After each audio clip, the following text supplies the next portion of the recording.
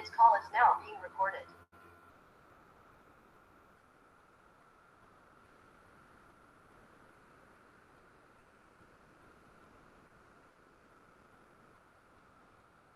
Okay, screen visible അല്ല എല്ലാവർക്കും? sir. Sir. Okay. Okay, നമ്മൾ ഫസ്റ്റ് ഇന്ന് രാവിലത്തെ ക്ലാസ്സിൽ നോക്കുന്നുണ്ടായത്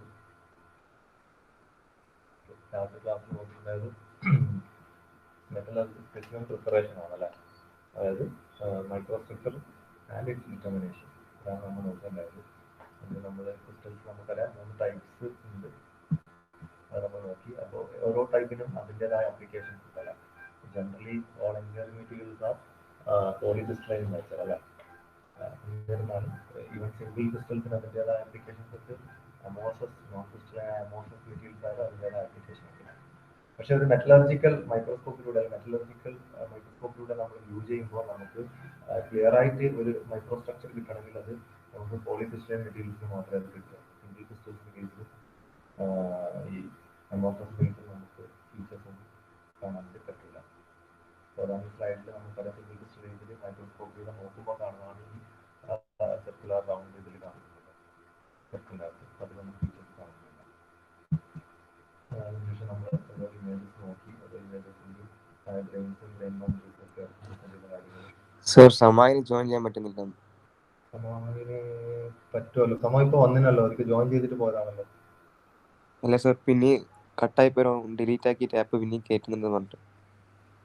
ഓക്കെ, അവരോട് ജോയിൻ ചെയ്യാൻ വേണ്ടി പറഞ്ഞു. ഞാനിപ്പോൾ കണ്ടില്ലേ സമാ ഇപ്പോൾ വന്നിട്ട് പോയതാണ്. ഇതില് ജോയിൻ ചെയ്യേണ്ട പ്രശ്നം വരൂല. മുമ്പൊക്കെ ജോയിൻ ചെയ്യേണ്ട ഇഷ്യൂസ് ഉണ്ടായിട്ടേ അതിനി വരൂല. ഇതിപ്പോ എല്ലാവർക്കും ജോയിൻ ചെയ്യാം. നമുക്ക് ഇവിടെ അഡ്മിറ്റ് കൊടുക്കണ്ട, നിങ്ങൾക്ക് എപ്പോഴൊന്നും ജോയിൻ ചെയ്യാം, നിങ്ങൾക്ക് ഇറങ്ങി പോകാം, അങ്ങനെയുള്ളത്. ഒന്നെങ്കിൽ അവർക്ക് ഇപ്പൊ നിങ്ങൾക്ക് നെറ്റിന്റെ പ്രശ്നം ഉണ്ടെങ്കിൽ ചിലപ്പോൾ ജോയിൻ ചെയ്യാൻ പറ്റാണ്ടാവും. ഇല്ലെങ്കിൽ നിങ്ങൾ മെയിൽ ഐ ഡി മാറിയിട്ടുണ്ടെങ്കിൽ ജോയിൻ ചെയ്യാൻ പറ്റാണ്ടാവും. ഇല്ലാത്ത പക്ഷം നിങ്ങൾക്ക് ജോയിൻ ചെയ്യാൻ വേറെ ഇഷ്യൂസ് ഒന്നും വരില്ല. ആപ്പ് ഡിലീറ്റ് ആക്കി ഒന്നുകൂടി ഇൻസ്റ്റാൾ ചെയ്യുന്നുണ്ട് പറഞ്ഞു. ഓക്കെ ഓക്കെ ഓക്കെ, അവനോട് കഴിഞ്ഞിട്ട് ജോയിൻ ചെയ്യാൻ പറഞ്ഞു. അപ്പോൾ ഗ്രെയിൻ ബൗണ്ടറീസ് ആണ് ഇത്. ഇവിടെ ഈ ഇമേജിൽ ഈ മൈക്രോസ്ട്രക്ചറിൽ നമ്മൾ ഗ്രെയിൻ ബൗണ്ടറീസിന്റെ കാര്യം ജസ്റ്റ് നോക്കി. പിന്നെ വേറെ എന്തൊക്കെ ഫീച്ചേഴ്സ് ഉണ്ട്, ബാക്കിയുള്ള ഫീച്ചേഴ്സ് ഒക്കെ നമുക്ക് ഈ മൈക്രോസ്ട്രക്ചർ സ്റ്റഡിയിലൂടെ നമുക്ക് ഒരുപാട് കാര്യങ്ങൾ മനസ്സിലാക്കാൻ പറ്റും. ഒരുപാട് ഇൻഫോർമേഷൻസ് നമുക്ക് കിട്ടും. ഇതില് ഡിഫറെന്റ് ഫേസസിനെ നമ്മൾ കണ്ടു അല്ലെ. ആൽഫ ഫേസും ഗാമ ഫേസും ഉണ്ട്. സ്റ്റീൽ തന്നെ ഫെറൈറ്റ് അല്ലെ, ഫെറൈറ്റ് അല്ലെങ്കിൽ ഓസ്റ്റനൈറ്റ് ഫേസ്. അതുപോലെ ഇവിടെ ഫെറൈറ്റ് ഫേസും പെർലൈറ്റ് ഫേസും ആണ്. അപ്പൊ നോക്കി ഇവിടെ നമ്മൾ വേറൊരു കാര്യം കൂടി നോക്കി അല്ലെ, മാഗ്നിഫിക്കേഷന്റെ ഡിഫറൻസ് അല്ലെ. അപ്പൊ നമ്മൾ ഡെപ്ത് ഓഫ് ഫീൽഡ് ഞാൻ ജസ്റ്റ് പറഞ്ഞു, അതുപോലെ ഡെപ്ത് ഓഫ് ഫോക്കസ് ഒക്കെ ഉണ്ട്. ഇതൊക്കെ നമ്മൾ മൈക്രോസ്കോപ്പിൽ വരുന്ന കുറെ കാര്യങ്ങളാണ് ഈ പറഞ്ഞ depth of field, depth of focus ഉണ്ട്. ഈ ഒരു ഇമേജിൽ നോക്കി, ആദ്യത്തെ ഇമേജിൽ നമ്മൾ പെർലൈറ്റ് ആണ് അവിടെ ബ്ലാക്ക് കളറിൽ കാണിക്കുന്നത്. അപ്പൊ അതിന് നമ്മൾ ഒന്നും കൂടി മാഗ്നിഫൈ ചെയ്ത് നോക്കുമ്പോൾ കാണുന്ന ഇമേജാണ് സെക്കൻഡ് കാണുന്നത്. അപ്പൊ കുറെ ലാമിനാർ സ്ട്രക്ചർ നമുക്ക് കാണാം, കുറെ ലാമിനാർ സ്ട്രക്ചർ ഇങ്ങനെ അറേഞ്ച് ചെയ്ത് വെച്ചിട്ടുണ്ടല്ലോ, bright and dark colour. Okay, അതിനുശേഷം നമ്മൾ മൈക്രോസ്ട്രക്ചർ ആൻഡ് ഡിറ്റർമിനേഷനിൽ വരുന്നതാണ് ഈ specimen preparation. Specimen preparation important steps ആണ്. അത് എസ് എ ടൈപ്പ് ക്വസ്റ്റൻ ആയിട്ട് നമുക്ക് യൂണിവേഴ്സിറ്റി ചോദിക്കാം. അതാത് സ്റ്റെപ്സിൻ്റെ required preparation of specimen. Okay, അപ്പോൾ അതിൽ വരുന്നതാണ് selecting and cutting the specimen, rough grinding, intermediate and fine grinding, polishing and etching. അപ്പോൾ അതിൽ ഇന്റർമീഡിയറ്റ് ഗ്രൈൻഡിങ് വരെ നമ്മൾ നോക്കി. എങ്ങനെയാണ് സെലക്ട് ചെയ്ത് കട്ട് ചെയ്യുന്നത്, അതിൻ്റെ സൈസ് എത്രയാണെന്ന് നോക്കി. ഹീറ്റ് ആവരുത്, നമ്മൾ സോ കൊണ്ടാണ് കട്ട് ചെയ്യുന്നത് അല്ലെ. കൂടുതൽ ഹീറ്റ് ഉണ്ടാവരുത്, കാരണം ഹീറ്റ് ഉണ്ടായി കഴിഞ്ഞാൽ അതിൻ്റെ മൈക്രോ സ്ട്രക്ചറിൽ വേരിയേഷൻസ് വരും. അതിനുശേഷം നമ്മൾ ഒരു അപ്ഗ്രൈൻഡ് ചെയ്തു. ഇപ്പോൾ ഫ്ലാറ്റ് ഫയൽ കൊണ്ട് ചെയ്യാം, ഇല്ലെങ്കിൽ ഗ്രൈൻഡിങ് വീൽ വെച്ചിട്ട്, അല്ലെങ്കിൽ മെമ്മറി ബെൽറ്റ് അല്ല, മോട്ടോർ ഡ്രിവൺ മെമ്മറി ബെൽറ്റ് വെച്ച് ചെയ്യാം. അത് നമ്മൾ സാധാരണ കൺവെൻഷൻ രീതിയിൽ വ്യത്യസ്തമായിട്ട് ഇവിടെ rubbing the specimen on the fire. Okay, അപ്പോൾ ഓരോ തവണയും ഇത് ഫ്ലാറ്റൻ ചെയ്തതിനു ശേഷം the operator, the specimen as well as the operator need to wash his hands as well as the specimen. Okay, കാരണം അതിൽ ഡബ്രീസ് അല്ലെങ്കിൽ ഈ ഫയറിങ്സിൻ്റെ ബാക്കി അതിൽ ഫില്ല് ചെയ്ത് വെക്കുന്നുണ്ടാവും, അല്ലെങ്കിൽ അബ്രസീവ് പാർട്ടിക്കിൾസ് ഉണ്ട്. അപ്പോൾ അതെല്ലാം റിമൂവ് ചെയ്ത് നമ്മൾ കളയണം. അതിൻ്റെ അടുത്ത പ്രോസസ്സിലേക്ക് പോകുന്നുണ്ട്. അതിനുശേഷം നമ്മൾ ഇന്റർമീഡിയറ്റ് ഫൈൻ ഗ്രൈൻഡിങ്ങിൽ പോയി. അതിൽ ഇന്റർമീഡിയറ്റ് ഗ്രൈൻഡിങ്ങിൽ ഞാൻ പറഞ്ഞു എന്താണ് നമ്മൾ എമറി പേപ്പേഴ്സ് അല്ല, നമ്മൾ നിങ്ങൾ കണ്ടിരുന്ന സാൻഡ് പേപ്പേഴ്സ് നമ്മൾ പറയുന്നത് പോലെ പെയിന്റിങ്, അതുപോലെ എമറി പേപ്പേഴ്സ് ഉണ്ട്. അതിൽ ഡിഫറെന്റ് ഗ്രിഡ് സൈസസ് നമുക്ക് അവൈലബിൾ ആണ്. അതായത് ഈ കട്ടി കൂടിയത് തൊട്ടിട്ടുണ്ട്, കോസ് തൊട്ടിട്ട് ഏറ്റവും നേരിയത് ഫൈൻ വരെ അത് ഡിഫറെന്റ് നമ്പർ ഇൻക്രീസിങ് മോഡലിലേക്ക് പോകുന്നുണ്ടല്ലോ. നമ്മൾ ആദ്യം ഏറ്റവും കോസ് പേപ്പറാണ് ആദ്യം ഉപയോഗിക്കുന്നത്, അതിനുശേഷം ഫൈനിലേക്ക് നമ്മൾ പോയിക്കൊണ്ടിരിക്കും. അപ്പൊ അത് എങ്ങനെയാണ് യൂസ് ചെയ്യേണ്ടതെന്നുള്ള കാര്യം പറഞ്ഞു അല്ലേ. നമ്മൾ പ്രീവിയസ്ലി നമ്മൾ എങ്ങനെയാണോ ഗ്രൈൻഡ് ചെയ്യുമ്പോൾ നമ്മൾ ഏത് ഡയറക്ഷനിലേക്കാണ് ഗ്രൈൻഡ് ചെയ്യുന്നത് അതിന് 90 ഡിഗ്രി പെർപെൻഡിക്കുലർ ആയിട്ടാണ് നമ്മൾ അടുത്ത ഇപ്പോൾ ഇവിടെ ഇന്റർമീഡിയറ്റ് ഗ്രൈൻഡ് ചെയ്യുമ്പോൾ നമ്മൾ 220 ഗ്രിഡ് പേപ്പർ ഉപയോഗിക്കുകയാണെങ്കിൽ അത് വെച്ച് ചെയ്യുമ്പോൾ 90 ഡിഗ്രി വെച്ച് വേണം ചെയ്യാൻ. കാരണം നേരത്തെ ഉണ്ടാക്കിയ ഓൾറെഡി ഉണ്ടായ മാർക്കിംഗ് അല്ലെങ്കിൽ അവിടെ ഉണ്ടാക്കിയ ഈ ഗ്രൂപ്പ്സ് അല്ലെ അത് കളയാൻ വേണ്ടി നമ്മൾ 90 ഡിഗ്രി ചെയ്യണം. അപ്പൊ പുതിയ ഗ്രൂപ്പ്സ് ഉണ്ടാവും കുറച്ചും കൂടി റഫ്നെസ് കുറഞ്ഞത്. അടുത്ത എമറി പേപ്പർ വെച്ചിട്ട് അടുത്ത ഗ്രിഡ് സൈസ് വെച്ച് ചെയ്യുമ്പോൾ അത് അതിന്റെ വീണ്ടും 90 ഡിഗ്രി തിരിച്ച് ചെയ്യണം. അങ്ങനെ നമ്മൾ 1 by 1 ചെയ്തുകൊണ്ടിരിക്കും. ഓരോ തവണ ഇത് ചെയ്തതിനു ശേഷം അത് വാഷ് ചെയ്യണം, പ്രോപ്പറായിട്ട് അതിനുശേഷം ഡ്രൈ ചെയ്യണം. അതിനുശേഷം മാത്രമാണ് അടുത്ത എമറി പേപ്പേഴ്സ് നമ്മൾ ചെയ്യുന്നത്. ഈ കാര്യങ്ങളെല്ലാം നമ്മൾ കഴിഞ്ഞ ക്ലാസ്സിൽ നമ്മൾ നോക്കിയത്. അപ്പൊ ആ ഡീറ്റെയിൽസ് എല്ലാം സ്ലൈഡിലുള്ളത്. നിങ്ങൾക്ക് സ്ലൈഡ് പിന്നീട് നോക്കാം, വീഡിയോ എന്താണ് അപ്ലോഡ് ചെയ്യുന്നത് നോക്കാം, സ്ലൈഡ് വായിച്ചു നോക്കാം. അതിനുശേഷം നമ്മൾ ഫൈൻ ഗ്രൈൻഡിങ് എത്തിയത്. അപ്പോൾ ഇതേപോലെ അതായത് നമ്മളിപ്പം ചെയ്ത ഇന്റർമീഡിയറ്റ് ഗ്രൈൻഡിങ് പോലെ തന്നെയാണ് ഫൈൻ ഗ്രൈൻഡിങ് ചെയ്യേണ്ടത്. സെയിം പ്രൊസീജിയറാണ്. Only difference is we are using a set of fine grit memory papers. Okay, 10, 20, 30, 40 അല്ലെങ്കിൽ അത് 000 ഇങ്ങനെ റെപ്രസെന്റ് ചെയ്യാം. ഈ പേപ്പേഴ്സ് ഇതുപോലെ കോസ്റ്റ് ടൈം എന്നുള്ളൊരു ഓർഡറിലാണ് പോകുന്നത്. At the end of the fine grinding stage, the specimen surface would be shining and scratch free on visual examination. Okay, so അങ്ങനെയാണ് നമുക്ക് ഫൈനൽ സ്പെസിമെൻ ഇപ്പോൾ കിട്ടിയത്. ഫൈൻ ഗ്രൈൻഡിങ്ങിന് ശേഷമുള്ള സ്പെസിമെൻ നമുക്കിപ്പോൾ കിട്ടി. അടുത്തതാണ് നമ്മൾ ചെയ്യേണ്ടത് പോളിഷിങ്. ഇവിടെയാണ് നമ്മൾ നിർത്തിയതുണ്ടായത്. അപ്പോൾ ഫൈൻ ഗ്രൈൻഡിങ് ചെയ്തത് കൊണ്ട് മാത്രമായില്ല, നമ്മളത് ആ സർഫസ് നമ്മൾ പോളിഷും ചെയ്യേണ്ടതുണ്ട്. കാരണം വെച്ചാൽ ഈവൻ ആഫ്റ്റർ ഫൈൻ ഗ്രൈൻഡിങ് നമുക്ക് അവിടെ എന്ത് ചെയ്യാം, അത് അതിന്റെ റഫ്നെസ് ഇനിയും ഉണ്ടാവും. അത് നമുക്ക് നമ്മുടെ മൈക്രോസ്ട്രക്ചർ അനാലിസിസിന് വേണ്ട അത്രയും ഫ്ലാറ്റ് സർഫസ് നമുക്ക് കിട്ടിയിട്ടുണ്ടാവില്ല. Okay, very small parallel grooves അല്ലെങ്കിൽ parallel cuts will be there still in the specimen. Okay, കാരണം ലാസ്റ്റ് ഉപയോഗിച്ച എമറി പേപ്പർ അല്ലേ, even the emery paper is very fine, it can leave behind certain grooves in the specimen. Okay, so നമ്മൾ polish ചെയ്യണം. അത് എങ്ങനെയാണ് polish ചെയ്യുന്നത്? അപ്പൊ ഈ പോളിഷ് ചെയ്യുന്ന പ്രോസസ്സിനെ വിളിക്കുന്ന ഒരു പേരാണ് ബർണിഷിംഗ് ഓപ്പറേഷൻ. ഈ പോളിഷിംഗ് ഓപ്പറേഷൻ തന്നെയാണ്, ബർണിഷിംഗ് എന്ന് പറഞ്ഞാൽ പോളിഷിംഗ് തന്നെയാണ്. അതിനെ ബർണിഷിംഗ് ഓപ്പറേഷൻ എന്ന് കൂടി പറയാറുണ്ട്. അപ്പൊ അത് എങ്ങനെ എവിടെയെങ്കിലും നമുക്കൊരു തെളിവ് ഉണ്ടാകാതെ അത് കൺഫ്യൂഷൻ ആയിക്കൂടാ, അത് പോളിഷിംഗ് ആണ് ഉദ്ദേശിക്കുന്നത്. ഓക്കെ, നോക്കിയാൽ fine grinding of the specimen would leave the specimen surface with a series of very small parallel grooves cut by the particles on the last emery paper employed. അപ്പോൾ നമ്മൾ ഏറ്റവും last ഉപയോഗിച്ച emery paper ഏതാണ്? 40 അല്ലെ. അത് ഉപയോഗിച്ച് കഴിഞ്ഞാലും still ഞാൻ പറഞ്ഞില്ല, അവിടെ കുറച്ച് ഗ്രൂവ്സ് ഉണ്ടാവാം. അത് അത്രയും നമ്മൾ ഉദ്ദേശിക്കുന്ന അത്രയും സർഫസ് ഫിനിഷ് അവിടെ നമുക്ക് കിട്ടിയിട്ടുണ്ടാവില്ല, അത്രയും ഫ്ലാറ്റ് നമുക്ക് ചെയ്യാൻ വേണ്ടി പറ്റിയിട്ടുണ്ടാവില്ല. അപ്പൊ അതുകൊണ്ടാണ് നമ്മൾ പോളിഷിംഗിലേക്ക് പോകുന്നത്. Okay, polishing operation is made to remove these grooves by means of a burnishing operation. അപ്പൊ ആ ഓപ്പറേഷന്റെ പേരാണ് ബർണിഷിംഗ് ഓപ്പറേഷൻ. എന്താണ് ഇവിടെ ചെയ്യുന്നത്? ഇവിടെ ചെയ്യുന്ന വെച്ചാൽ ഇവിടെ നമ്മളൊരു ക്ലോത്ത് പാഡ് വെച്ചിട്ട് ഈ സർഫസ് പോളിഷ് ചെയ്യുന്നു.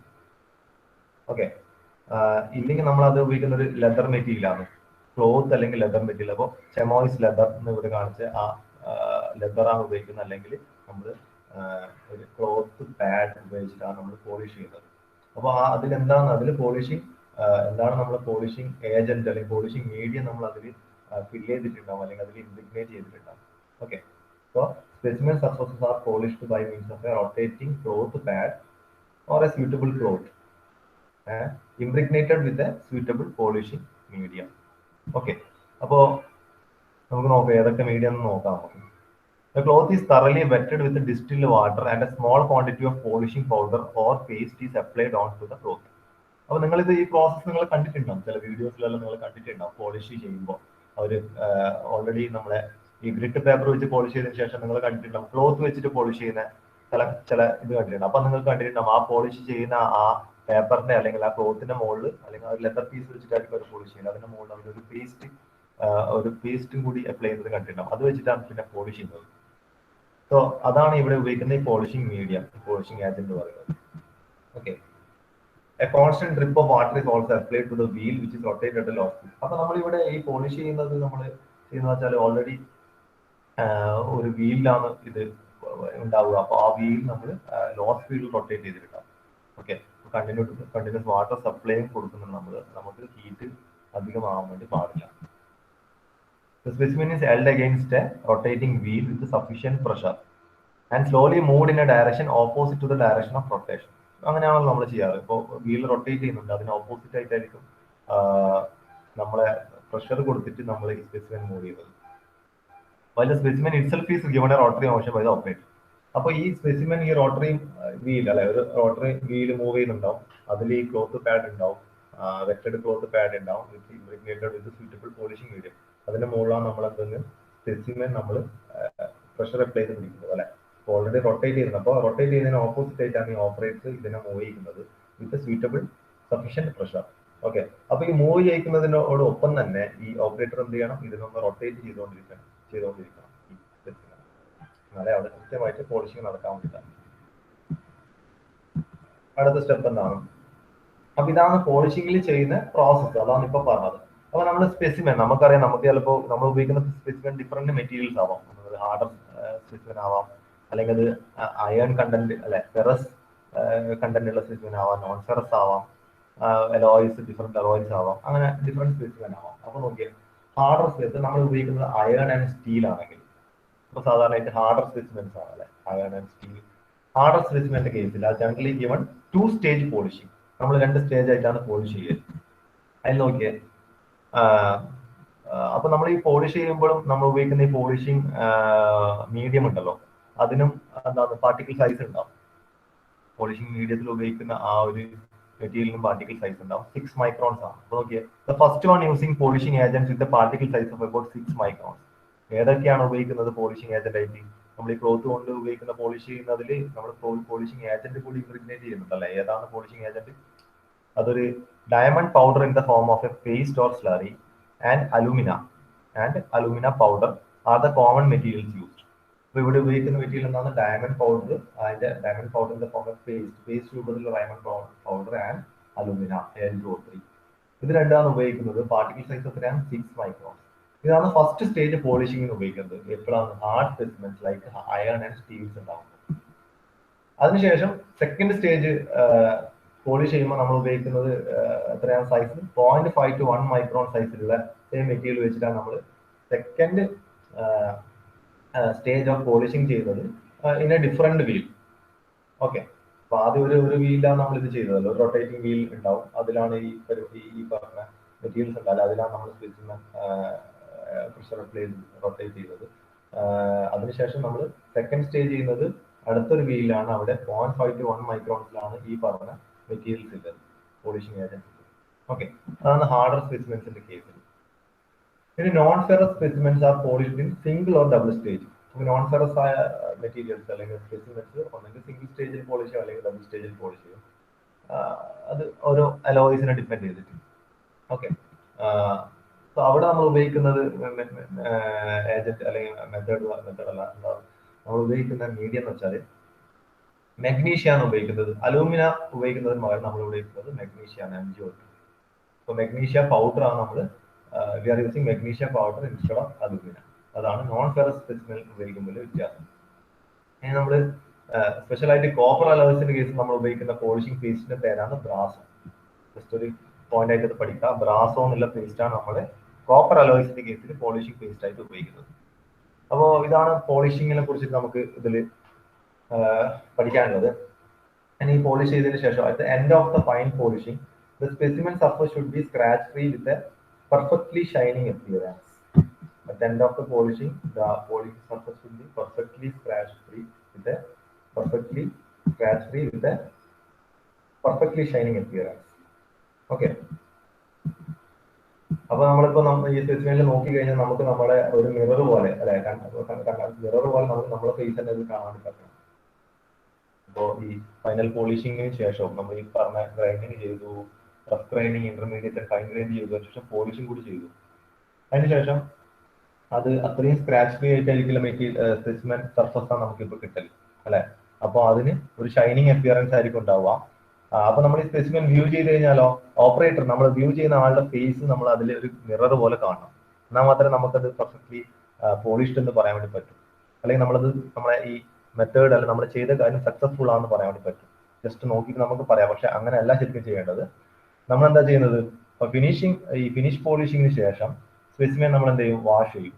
അല്ലെ, എപ്പോഴും എല്ലാ പ്രോസസ്സും ചെയ്യുന്ന പോലെ ഇവിടെ ഇത് വാഷ് ചെയ്ത് ശേഷം ഇറ്റ് വിൽ ബി ഡ്രൈഡ്. അതിനുശേഷം നമ്മൾ എന്ത് ചെയ്യും, ഇതൊരു മൈക്രോസ്കോപ്പ് അല്ലെ, ഓൾമോസ്റ്റ് 100x മാഗ്നിഫിക്കേഷൻ വരുന്ന ഒരു മൈക്രോസ്കോപ്പിൽ നമ്മൾ ഈ സ്പെസിമെൻ വ്യൂ ചെയ്യും. വ്യൂ ചെയ്യുമ്പോൾ തന്നെ നമുക്ക് എന്ത് കാണാം, മൈക്രോസ്കോപ്പ് നമുക്ക് നോക്കുമ്പോൾ അത് മിറർ റിഫ്ലക്റ്റഡ് മിറർ നമ്മളെ ഫേസ് കാണുന്നുണ്ടെങ്കിൽ നമ്മളൊരു 100x മാഗ്നിഫിക്കേഷനിലെ മൈക്രോസ്കോപ്പിലൂടെ നോക്കുമ്പോൾ നമുക്ക് എന്ത് കിട്ടും, നമുക്ക് അതിൽ സ്ക്രാച്ച് ഉണ്ടെങ്കിൽ നമുക്ക് അത് മനസ്സിലാക്കാൻ വേണ്ടി പറ്റും. ഓക്കെ, അങ്ങനെ നോക്കിയിട്ട് നമുക്ക് സാറ്റിസ്ഫാക്ടറിലി അത് സ്ക്രാച്ച് ഫ്രീ ആണെന്ന് മനസ്സിലായാൽ മാത്രമേ നമ്മൾ ഇതിന്റെ അടുത്ത സ്റ്റേജിലേക്ക് പോകും. സ്പെസിമെൻ പ്രിപ്പറേഷന്റെ അടുത്ത സ്റ്റേജാണ് എച്ചിങ്, അതിലേക്ക് പോകും. അപ്പൊ അത് നോട്ട് സാറ്റിസ്ഫാക്ടറി ആയിട്ടാണ് നമുക്ക് തോന്നുന്നതെങ്കിൽ നമ്മൾ എന്ത് ചെയ്യും, ഈ പറഞ്ഞ പോളിഷിങ് വീണ്ടും ചെയ്യും, ഒന്നും കൂടി ചെയ്യാം. ഓക്കെ, അപ്പോൾ ഈ സാറ്റിസ്ഫാക്ടറി റിസൾട്ട് ഒബ്റ്റെയിൻ ചെയ്യുന്ന അത്രയും നമ്മൾ ഈ പ്രോസസ് റിപ്പീറ്റ് ചെയ്യും. ഓക്കെ, അതുപോലെ തന്നെ നമ്മൾ ഈ പോളിഷ് ചെയ്യുന്ന സമയത്ത് we need to take certain precautions. നമ്മൾ എടുക്കേണ്ട ചില പ്രിക്കോഷൻസ് ആണ് നമ്മൾ ഈ സ്ലൈഡിൽ പറയുന്നത്. ഫസ്റ്റ് വൺ എന്താണ്, ensure that the specimen is not heated up during cutting and grinding. ഞാൻ ആദ്യം പറഞ്ഞു, നമ്മൾ ആദ്യം സ്പെസിമെൻ കട്ട് ചെയ്ത് തൊട്ടിട്ട് അതിനുശേഷമുള്ള എല്ലാ പ്രോസസ് എന്ന് പറയുന്നതാണ് കട്ടിങ് അല്ലെങ്കിൽ റബ്ബിങ് അല്ല, മെറ്റൽ റിമൂവൽ പ്രോസസ് ആണ് അല്ലെ. ഒബ്വിയസ്ലി അവിടെ എന്തുണ്ടാവും, ഹീറ്റ് ജനറേഷൻ ഉണ്ടാവും. ഹീറ്റ് കൂടാൻ വേണ്ടി പാടില്ല. കൂടി കഴിഞ്ഞാൽ അതിന്റെ മൈക്രോസ്ട്രക്ചർ വേരിയേഷൻസ് ഉണ്ടാവും, അതിന്റെ പ്രോപ്പർട്ടി ചേഞ്ചസും നമുക്ക് വേണ്ട ഫീച്ചേഴ്സ് കൃത്യമായിട്ട് കിട്ടില്ല. അപ്പോൾ to ensure that the specimen is not heated up during cutting and grinding. Second one എന്താണ്, absolute cleanliness is essential at every stage. So ഓരോ തവണയും നമ്മൾ എന്ത് ചെയ്യണം, ഈ സ്പെസിമെൻ വാഷ് ചെയ്യണം, ഡ്രൈ ചെയ്യണം, ഈവൻ ഓപ്പറേറ്ററും ഹാൻഡ് വാഷ് ചെയ്യണം. കാരണം ഒരു ചെറിയ പാർട്ടിക്കിൾ അതിലുണ്ടെങ്കിൽ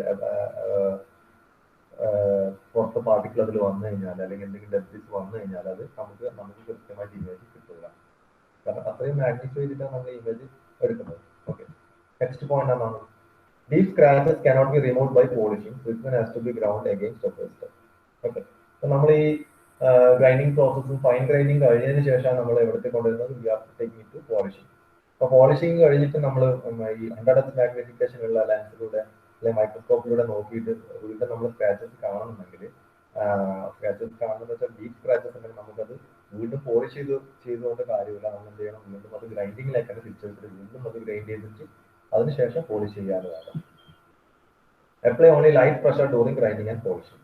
ഓക്കെ, നമുക്ക് കൂടുതൽ മെറ്റൽ റിമൂവ് ചെയ്യേണ്ട, ലൈറ്റ് ഗ്രൈൻഡിങ് ചെയ്താൽ മതി, അതുപോലെ ലൈറ്റ് പോളിഷ് ചെയ്താൽ മതി. Too long polishing may make the specimen surface റിപ്പിൾഡ്.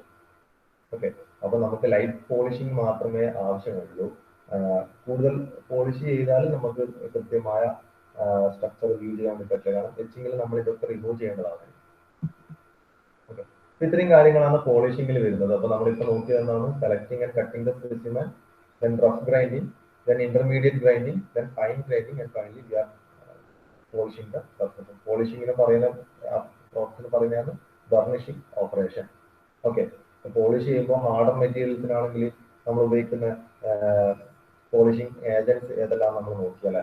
അതുപോലെ നോൺ ഫെറസ് അലോയ്സ് ആണെങ്കിൽ എങ്ങനെയാണ് ഏതെല്ലാം ഉപയോഗിക്കുന്നത്, എത്ര സ്റ്റേജ് പോളിഷ് ചെയ്യും. കോപ്പർ അലോയ്സ് ആണ് നമ്മൾ ഉപയോഗിക്കുന്നതിന്റെ പേര് ബ്രാസോ. അപ്പൊ ഇങ്ങനെ കുറച്ച് മിനിമം കാര്യങ്ങൾ മാത്രമേ നമുക്ക് ഇവിടെ പഠിക്കാനുള്ളൂ. നമുക്ക് ഡീറ്റെയിൽ ആയിട്ട് നോക്കി ഒരുപാട് പോളിഷിംഗ് ഏജൻസിനെ കുറിച്ച് നമുക്ക് പഠിക്കാം. ഓരോ മെറ്റീരിയലും അതിൻ്റെതായ പോളിഷിംഗ് ഏജൻസ് ഉണ്ടാവും.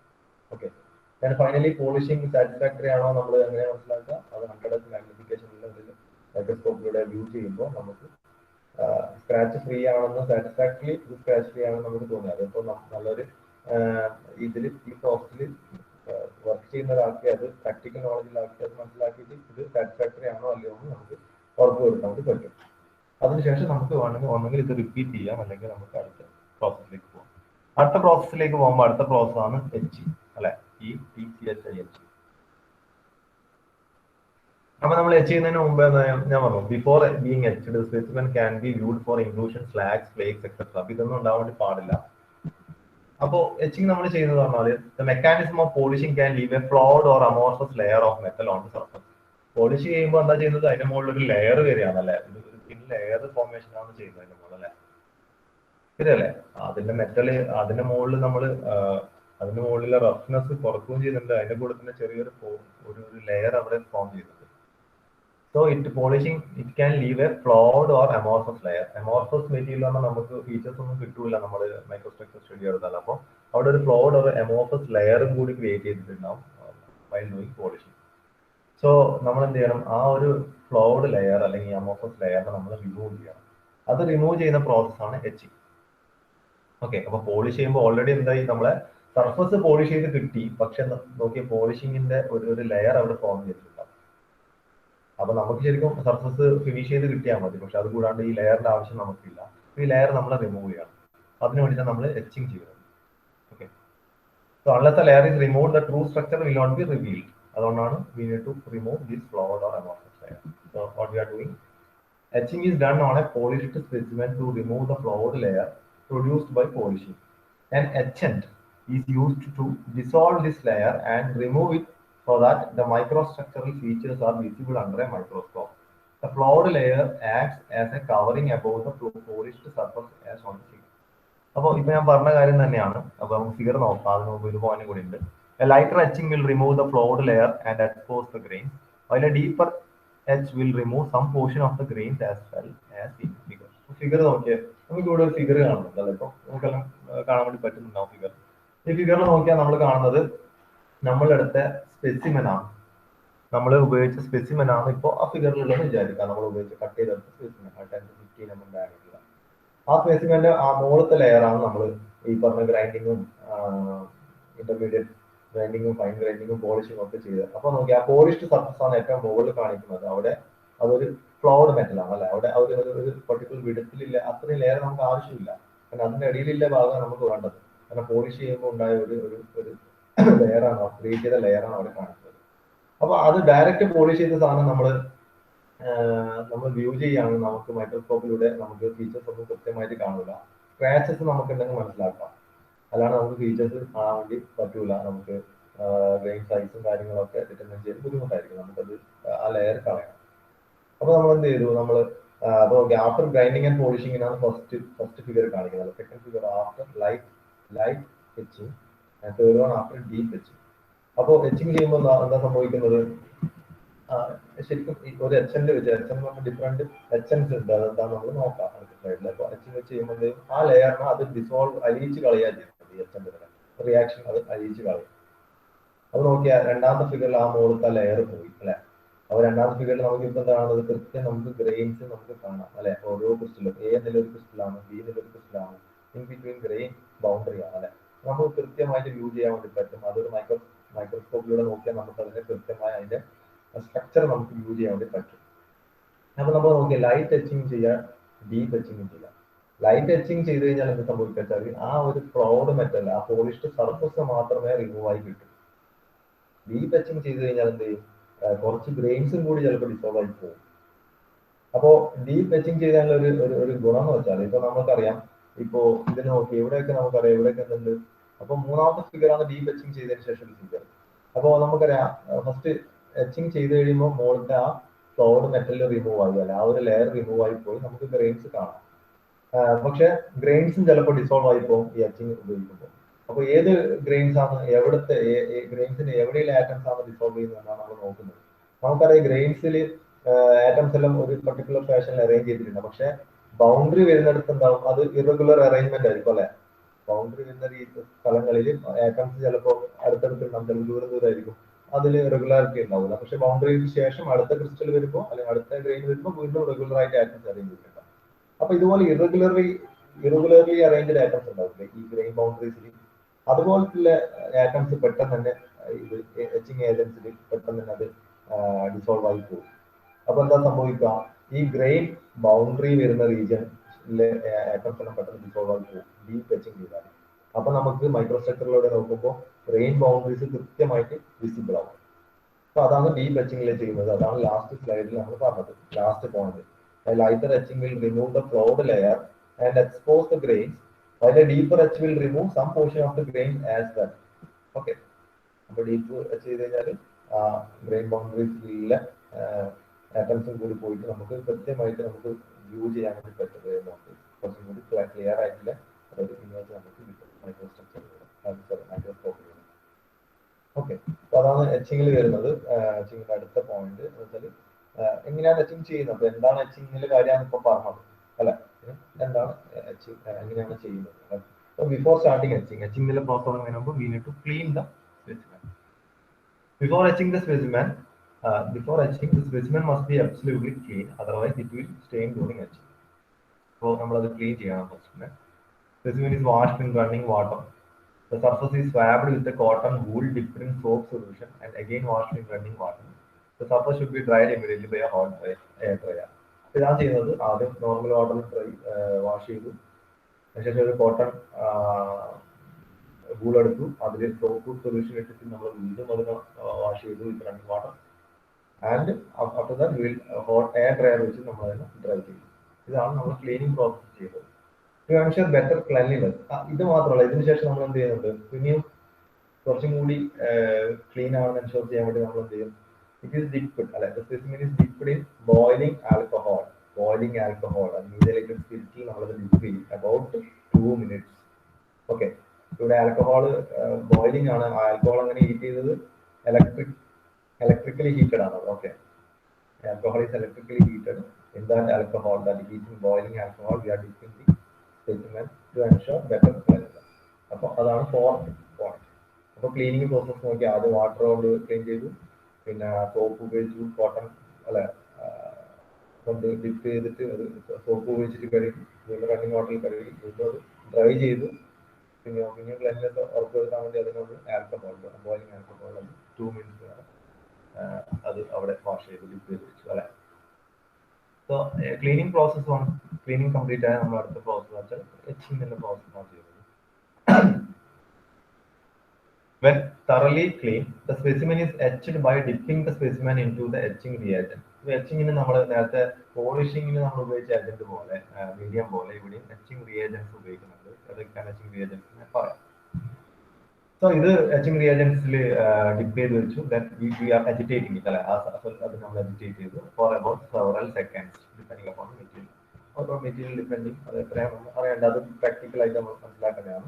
അങ്ങനെയാവും നമ്മളെന്താ ചെയ്യുന്നത്, ഇത് ക്ലീൻ ചെയ്തതിന് ശേഷം ഡ്രൈ ചെയ്തതിന് ശേഷം നമ്മൾ എച്ചിങ് റിയേജന്റിൽ ഇതിനെ ഡിപ്പ് ചെയ്ത് വെച്ചിട്ട് അതിനെ അജിറ്റേറ്റ് ചെയ്യുക അല്ലെ. എത്രയാണ് കുറച്ച് സെക്കൻഡ്സ് അത് അജിറ്റേറ്റ് ചെയ്യും. അത് ഓരോ മെറ്റീരിയലും ഡിഫറെന്റ് ആണെന്ന് പറയുന്നത് time. A few seconds would be sufficient for plain carbon steels and brasses.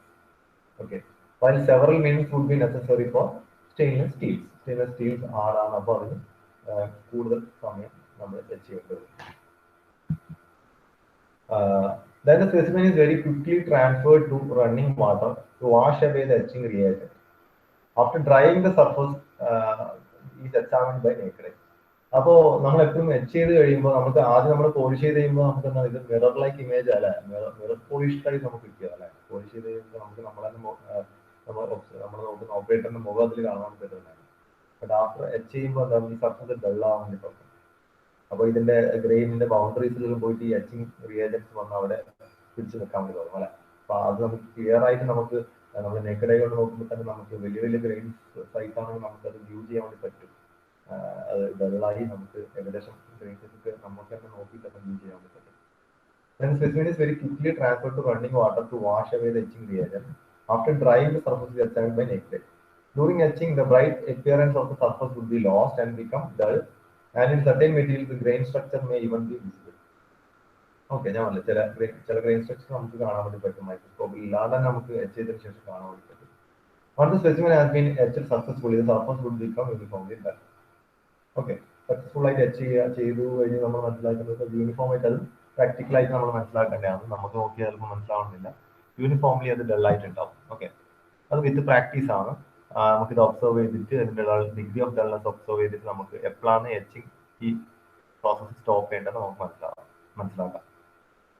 അതുപോലെ തന്നെ ഓരോ ഡിഫറെന്റ് മെറ്റീരിയൽസിനും ഡിഫറെന്റ് അലോയ്സിനും ഡിഫറെന്റ് എച്ചിങ് റിയേജൻസ് ഉണ്ടാവും. അതുപോലെ തന്നെ ഇത് എജിറ്റേറ്റ് ചെയ്യുന്ന ഡിപ്പ് ചെയ്ത് എജിറ്റേറ്റ് ചെയ്യുന്ന ടൈമും ഓരോ മെറ്റീരിയൽസിനും അലോയ്സിനും ഡിഫറെന്റ് ആണ്. ഓക്കെ, ഇപ്പോൾ സ്ലൈഡിൽ കാണുന്നതാണ് ഡിഫറെന്റ് അല്ലെങ്കിൽ കോമൺലി യൂസ്ഡ് എച്ചൻസ്. അപ്പോൾ ഇതിൽ കുറച്ചെണ്ണം നിങ്ങൾ ബൈഹാർട്ട് ചെയ്ത് പഠിച്ചു നോക്കണം. കാരണം എക്സാമിന് ഒന്നെങ്കിൽ നിങ്ങളോട് ഇനി ഫൈവ് എസെൻസ് യൂസ്ഡ്, അതിന്റെ കോമ്പോസിഷൻ, അതിന്റെ ടൈം, അതിന്റെ ക്യാരക്ടറിസ്റ്റിക്സ് ചോദിക്കാം. ഇല്ലെങ്കിൽ നിങ്ങളോട് എച്ചിങ് ചോദിച്ചാൽ തന്നെയും നിങ്ങൾക്ക് 1-2 എക്സാമ്പിൾസ് നിർബന്ധമായിട്ട് എഴുതാൻ ചോദിക്കും. ഓക്കെ, എച്ചിങ് പ്രോസസ് എന്താണ്, എന്തൊക്കെയാണ്,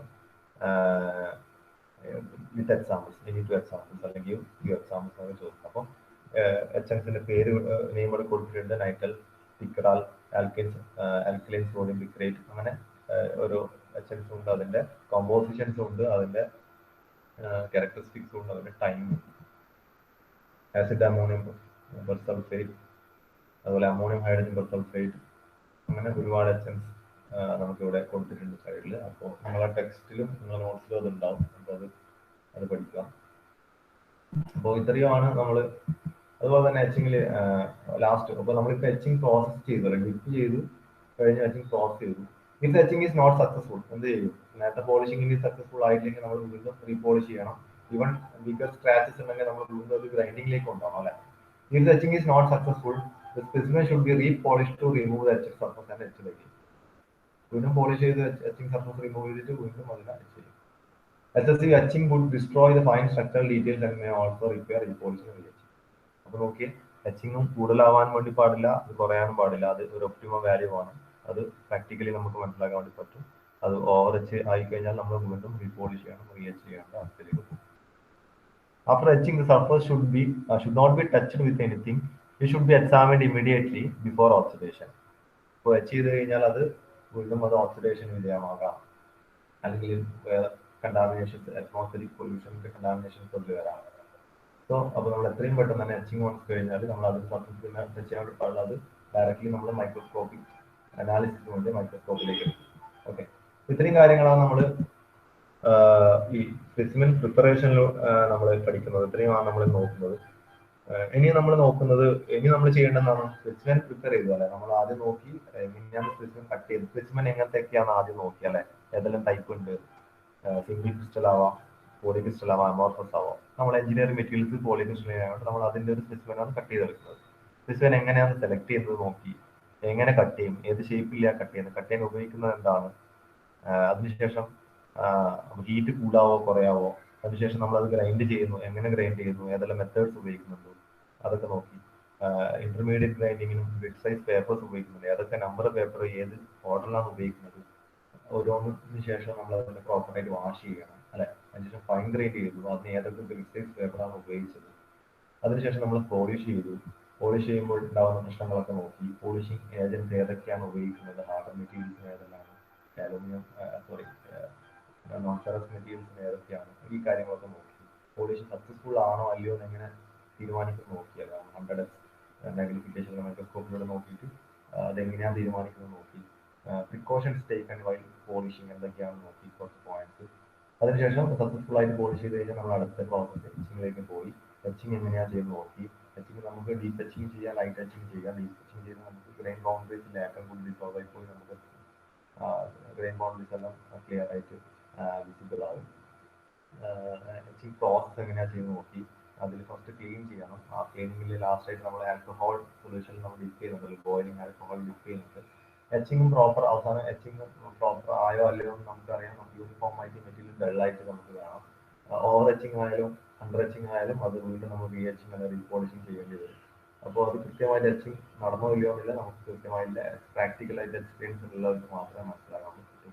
ഡിഫറെന്റ് എച്ചിങ് റിയേജൻസ് ഉപയോഗിക്കുന്നുണ്ട്, ഏതൊക്കെയാണെന്നുള്ളത് നമ്മൾ സ്ലൈഡിൽ നോക്കി അതിൽ നിന്ന് കുറച്ചൊന്നും ബൈഹാർട്ട് ചെയ്ത് വെക്കണം. ഓക്കെ, ഇനി നമ്മൾ ചെയ്യേണ്ട എന്താണ്, സ്പെസിമെൻ പ്രിപ്പറേഷൻ ഒക്കെ കഴിഞ്ഞ് എന്ത് ചെയ്യണം, നമ്മളിത് വ്യൂ ചെയ്യണം അല്ലെ. ഇതിന്റെ മൈക്രോ സ്ട്രക്ചർ എന്താണെന്ന് നമ്മൾ കണ്ടുപിടിക്കും.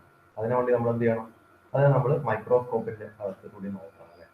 അല്ലെങ്കിൽ ലെൻസ് വെച്ച് നമുക്ക് ലെൻസ് വെച്ച് നമുക്കത് മാഗ്നിഫൈ ചെയ്ത് കിട്ടും അല്ലെ. അത് നമ്മൾ മൈക്രോസ്കോപ്പിന്റെ അകത്ത് കൂടി നോക്കണം. നമ്മളിപ്പോൾ അടുത്ത് നോക്കാൻ വേണ്ടി പോകുന്നത് ഒപ്റ്റിക്കൽ മൈക്രോസ്കോപ്പ് ആണ്.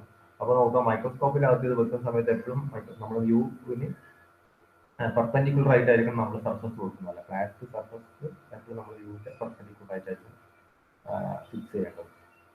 ഓക്കെ, അപ്പോൾ ഒപ്റ്റിക്കൽ മൈക്രോസ്കോപ്പ് ആണ്. മൈക്രോസ്കോപ്പ് നമ്മൾ അടുത്ത ക്ലാസ്സിൽ നമ്മൾ നോക്കാം. നമുക്കറിയാം മൈക്രോസ്കോപ്പ് നിങ്ങൾ എല്ലാവരും ചെയ്തതായിരിക്കും. പ്ലസ് ടുവിൽ നമ്മൾ ലാബിലൊക്കെ നമ്മൾ മൈക്രോസ്കോപ്പ് ചെയ്തതാണ്. മൈക്രോസ്കോപ്പ് ഇതിന്റെ ബേസിക് ആണ്. നമ്മൾ അതിന്റെ അടുത്ത ലെവലിലെ സ്കാനിങ് ഇലക്ട്രോൺ മൈക്രോസ്കോപ്പ് ഒക്കെ നമ്മൾ അതുപോലെ ട്രാൻസിഷൻ അൾട്രാ മൈക്രോസ്കോപ്പ് ഒക്കെ ഉണ്ട്. അപ്പൊ അടുത്ത ക്ലാസ്സിൽ നമ്മൾ ഈ ഡിഫറെന്റ് മൈക്രോസ്കോപ്സ് കാര്യങ്ങളാണ് നോക്കുന്നത്. അപ്പോൾ ഓൾറെഡി ഇതിന്റെ ടെക്സ്റ്റ് ബുക്ക് ഉള്ളവർ വീട്ടിലുള്ളവർ ജസ്റ്റ് നോക്കി വെക്കുക, അല്ലെങ്കിൽ ഗൂഗിളിൽ നമുക്ക് സെർച്ച് ചെയ്താൽ ഒപ്റ്റിക്കൽ മൈക്രോസ്കോപ്പിന്റെ വീഡിയോസ് ആനിമേഷൻസ് ഒക്കെ കാണാം, അതൊന്ന് നോക്കി വരിക. ഓക്കെ.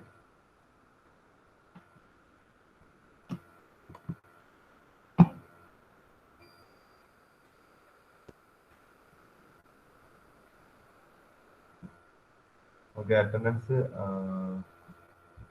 ആകാശ് ഉണ്ട്, അഖിലില്ലേ? അഖിൽ, അനിരുദ്ധ്, കാർത്തിക്, മുഹമ്മദ് മുഹമ്മദ് ഷഹസാദ്, മുക്താസിം ഉണ്ടല്ലോ, ഇപ്പൊ ഉണ്ടല്ലേ?